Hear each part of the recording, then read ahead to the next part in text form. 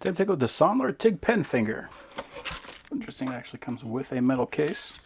And there it is. We got a knurled grip right here, not a very sharp knurled grip. Can be good if you got expensive gloves you don't want to be damaging. We got kind of a texture up here, and then our roller has 2 O-rings on it. Fairly wide mouth on there, and we do have a chamfered back so we can actually stick that wire in easily. So this is one of those interesting things. A lot of the people that have been doing it a long time and they got just kind of a motion built into their fingers, they're probably not going to be using this. But if you have like damage to your thumb or to your tendons or anything like that, being able to continue to TIG weld isn't going to really work for you unless you just want to grab it and stab it in. Something like this can allow you to do the same thing, but just by pulling it with your finger. I got a couple pieces of rod here. This one is a 3/32. It is actually stamped on both sides, so I want to see if I can feed that in with the stamp, and the answer is yes, I can.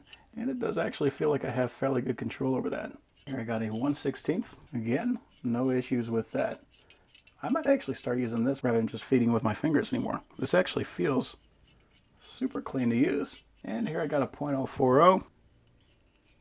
Yes, that works perfectly well as well. And I can actually feel the wheel dragging as I pull this in and out, so I know that's got good tension on it. Even if you got to do real thin metal, this will still work for that. Fairly unique tool. It's something that's fairly new. I'm starting to see them pop up all over the place now. And this one feels very well made. I like that they actually got 2 O-rings on there to grab it from 2 sides. And I like the overall size of it. So even if you got big fingers and you're wearing thick gloves, this still isn't going to be a problem. So overall, that is a very neat tool.